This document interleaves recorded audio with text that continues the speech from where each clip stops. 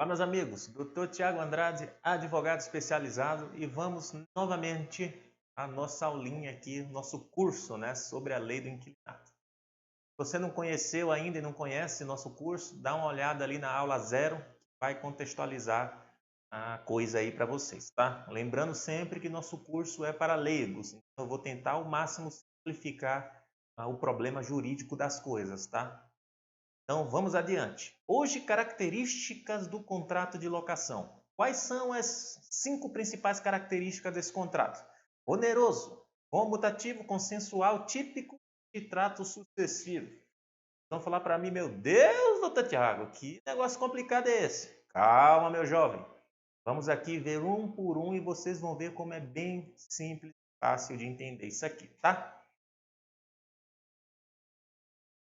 Característica número 1, contrato oneroso. Lembra ali na aulinha passada que eu falei para vocês que a relação do inquilinato tem que existir direitos e obrigações para ambas as partes? Então é exatamente isso aqui. A onerosidade é aquele tipo de contratação na qual, vamos ao conceitinho aqui, existe reciprocidade de direitos e deveres entre as partes. Ou seja, inexiste locação a título gratuito. O que significa isso?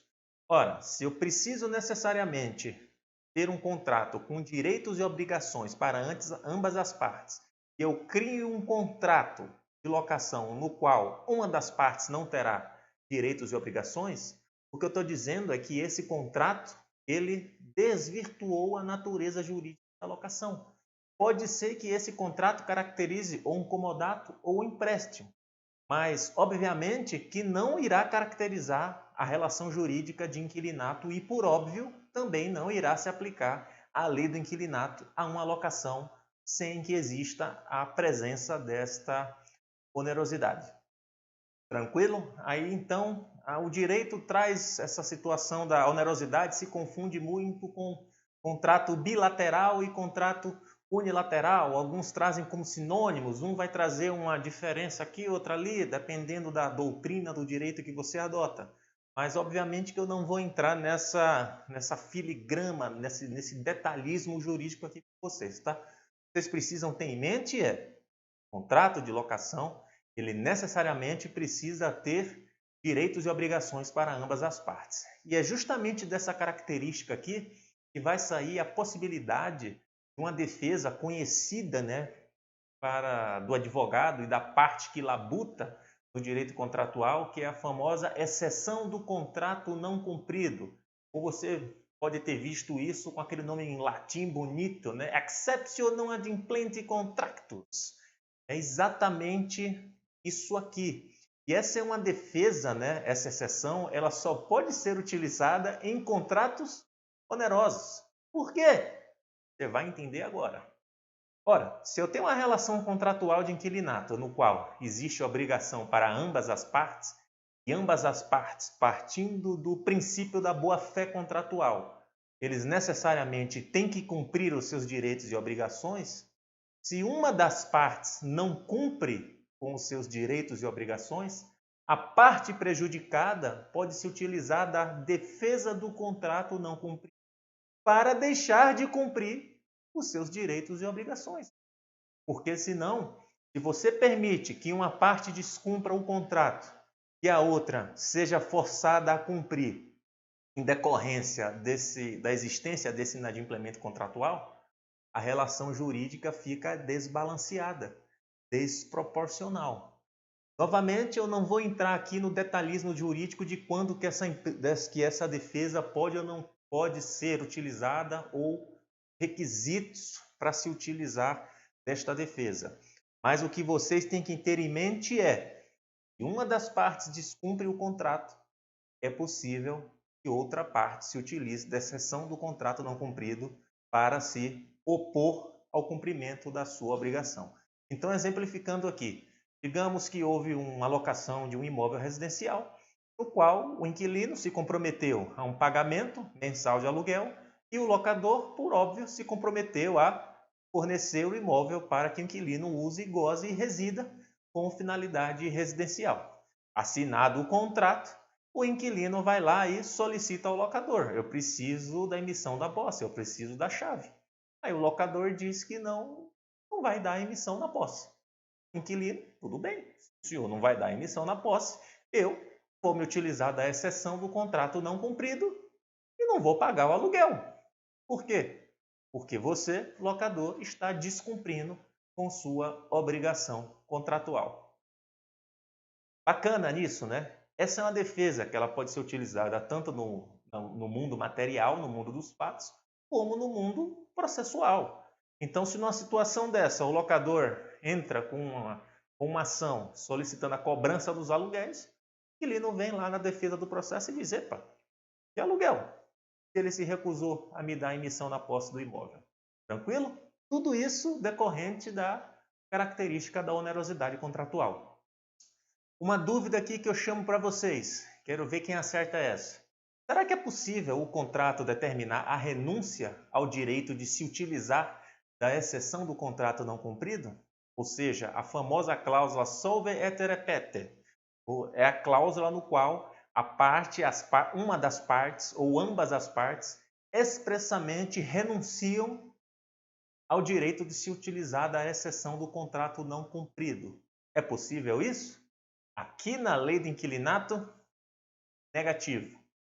Não é possível renunciar ao direito de se utilizar da defesa da exceção do contrato não cumprido, ainda que esteja expressamente disposto no contrato. Esta cláusula não tem validade e é nula de pleno direito. Por quê? Veremos adiante.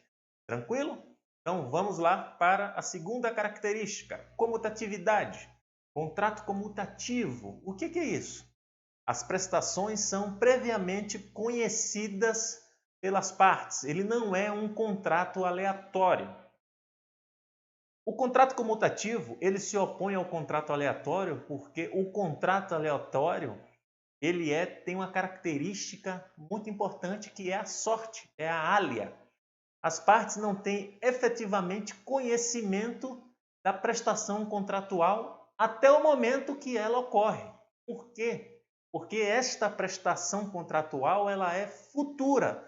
Sendo futura, ela é incerta e, sendo incerta, a sorte será um fator determinante desta contratação. Então, um exemplo que os livros do direito vão trazer é o famoso comprar rede de pesca. Eu vou lá e chego num pescador e digo: irei comprar o resultado da sua rede de pesca. Se vier 5 quilos de peixe, o valor é 1.000. Se vier 100 quilos de peixe, o valor é o mesmo 1.000. Então, se irá vir 5 ou irá vir 100, vai depender da sorte que o contratante e o contratado vai ter a partir do momento que a rede for arremessada. Então, esse é um contrato aleatório porque não se sabe efetivamente o que é que irá ocorrer em decorrência da prestação ser futura, diferente aqui da lei do inquilinato, porque ambas as partes têm pleno conhecimento de seus direitos, de suas obrigações e principalmente das prestações que são devidas pelaquela relação jurídica. Sabe-se exatamente qual imóvel que é objeto do contrato, sabe-se exatamente quais são os direitos e obrigações decorrentes daquela relação jurídica e o principal, o valor do aluguel é expressamente previsto no contrato. E tanto o contratante quanto o contratado, tanto o locador quanto o locatário sabem exatamente o que vai advir desta relação jurídica. Tranquilo? Vamos adiante? Terceira característica, esse contrato ele é consensual. Por quê?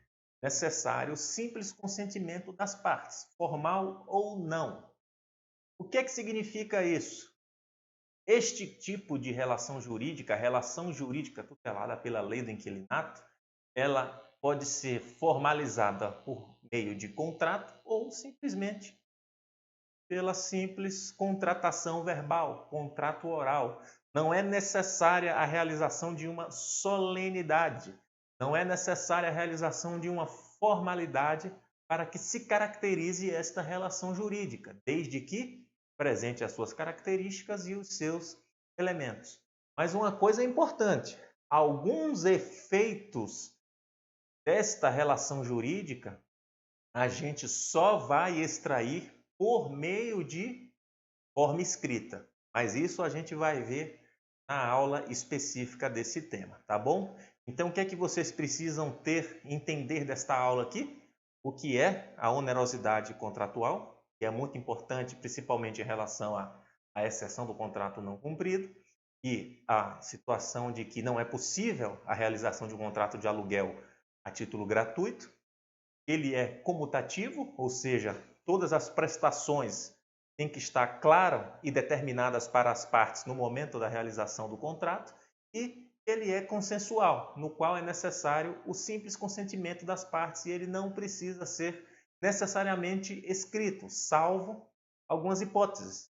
Ou seja, ele é permeado e alguns efeitos ocorrem apenas pelo consentimento tácito.